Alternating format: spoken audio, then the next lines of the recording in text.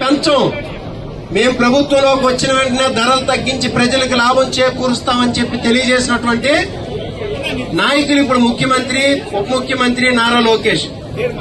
వాళ్ళ తాలూకా ప్రకటనలకి, వాళ్ళ విధానాల్ని మనం ప్రజల్లోకి తీసుకువెళ్లడమే ఈ రోజు ఈ కార్యక్రమం తాలూకా ఉద్దేశం. ఒక డీజిల్ ధర పెరిగిపోతే ఏదో ఆ రూపాయో 2 రూపాయలు పెరిగింది, లేకపోతే 3 రూపాయలు పెరిగిందని కాదు. దాని ప్రభావం అన్ని నిత్యావసర సరుకుల మీద కూడా పడుతుంది. కూరగాయల దగ్గర నుండి మళ్లీ పెద్ద పెద్ద విమాన ఛార్జీల వరకు కూడా ప్రతి ఒక్క దాని మీద కూడా ఈ డీజిల్, పెట్రోల్ ధరల తాలూకా ఎఫెక్ట్ అనేది పడుతుంది. ఇన్ఫ్లేషన్ పెరుగుతుంది, ద్రవ్యోల్బణం పెరుగుతుంది, దేశం తాలూకా ఆర్థిక పరిస్థితి క్షీణిస్తుంది, మన రాష్ట్రం తాలూకా ఆర్థిక పరిస్థితి క్షీణిస్తుంది. ఇది మనం ప్రజలకు తెలియజేయాలి. ఆ తెలియజేయడం కోసమే ఈ నిరసన కార్యక్రమం.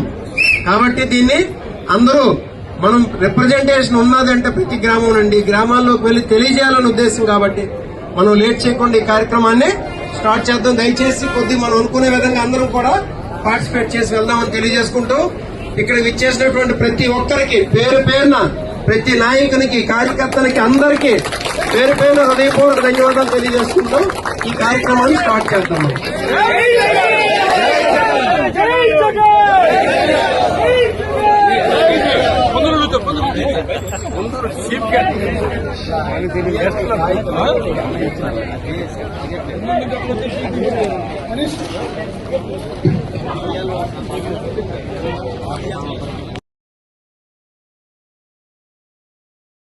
సరిపోతుంది.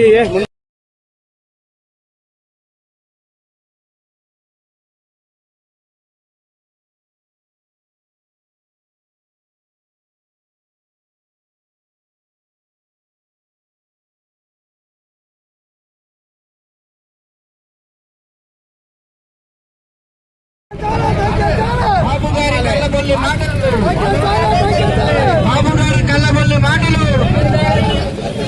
బాబుగారి కళ్ళబొల్లి మాటలు.